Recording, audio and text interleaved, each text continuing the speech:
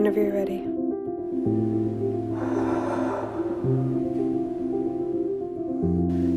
Early in my senior year of high school, I wrote of shame. Ashamed. That's the word I've been digging for all these months. Ashamed and ashamed of my shame. How am I a leader if I despise the things that make me unique? The thing I realized though, leadership isn't wholly reliant on the confidence of the leader. Leadership often is about empathy, honest listening, providing a community for a group of humans who are inherently desperate to matter. If you can give your peers a shoulder to lean on, you're already 2/3 of the way there. All the times I've been told I'm a natural leader finally makes sense. I've always been an empath first. As for honesty, that comes harder. This is me trying. When I first wrote Becoming Oliver, it was snippets of feelings I desperately needed to vocalize. For me, vocalizing what I'm feeling helps me sort through it and file it away. My secretary, if you will. My peers' commentary on the piece was simple. Give it an ending. And yet, my secretary chimed back in, becoming Oliver, becoming myself. It seems like it will never end. Does it? Should it? None of us are expected to stay the same, and I've always been really bored by repetition. The Oliver that wrote Becoming Oliver is akin to a middle school friend. We don't know these new versions of each other. We've grown in different directions, and while we still smile when we hear from each other, we don't know these new versions of ourselves. I'm proud to say I kept his good parts and scrapped the rusty ones. I think the person I am is someone younger Oliver would have admired. I'm out to everyone in my life now. Sometime around graduation, I bit the bullet and told my family, and while they don't often understand or correctly address me, it wasn't the full-fledged rejection I prepared myself for, so I'm okay. My mom, who I feared would be disappointed in me, wasn't, and by now, my dad knows that I am certain about this being who I am.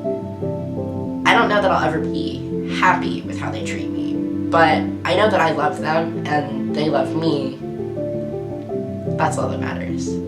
Besides, I'm building my own family.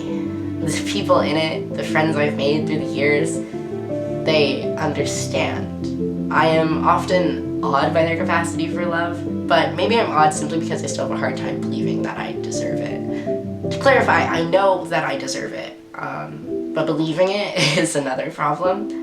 These friends, this chosen family of mine, they look at me like I put the stars in the sky. I want to be the Oliver they see. I'm gonna keep on working to be him. I will continue to grow and continue to allow myself to accept their praise on the condition of my growth.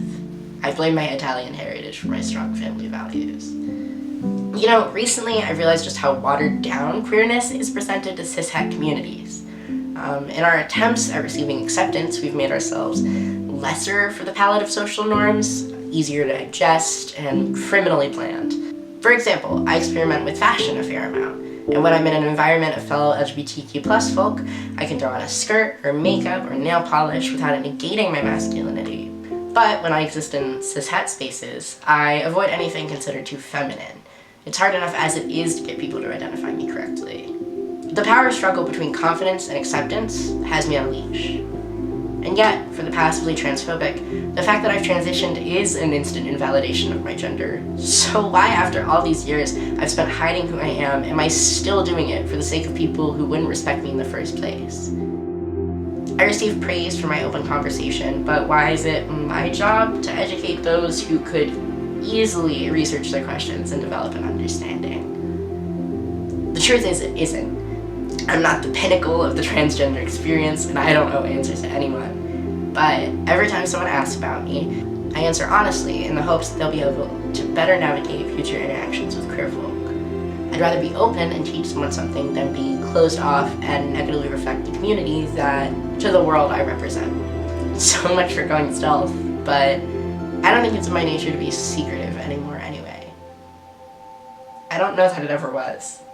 I've been on testosterone for 8 months now, and no, didn't make me any less squeamish about needles. Medically, I'm as much as a man as your average 13-year-old boy, and mentally, I still feel as if I squeezed 80 years of life into almost 19 years of actual living. I am sweaty, hairy, and spotted with acne. Surprisingly, the lack of body temperature regulation is the most annoying of the three. No one told me this, but the whole boys don't cry stereotype is actually partially testosterone's fault. I still feel as if I need to cry, but my body won't allow that release, leaving me with pent-up tension that usually manifests as I sleep, my whole body quivering and my jaw clenched in frustration. Emotions too are a little bit harder to dig up and label now, but all of this included, I'm the happiest I've ever been. The significant improvement of my mental health is proof that this is who I am. Bad days used to be categorized by the temptation of tree trunks on windy roads, and now they're just an underlying ache, paper cuts in comparison to stab wounds. I'm happy to live like this, and I'm looking forward to when I can continue my journey and get top surgery, but it'll be a while before that can happen. All things considered, the pandemic was kind to me. I started college, I got my first apartment, I started my medical transition, and I did it all without ever testing positive for COVID-19. The isolation of quarantine allowed me to learn to be comfortable with myself, made me value time spent with loved ones, and gave me insight to the necessity of social interaction for the human experience. I am one of the lucky ones. I feel as though on a societal level, the way we present to others has changed. All of our alone time allowed us to weaken the grip of what is acceptable and allowed many to experiment with gender, sexuality, fashion, just how we present ourselves. Watching the growth of those around me throughout this year has been a beautiful experience.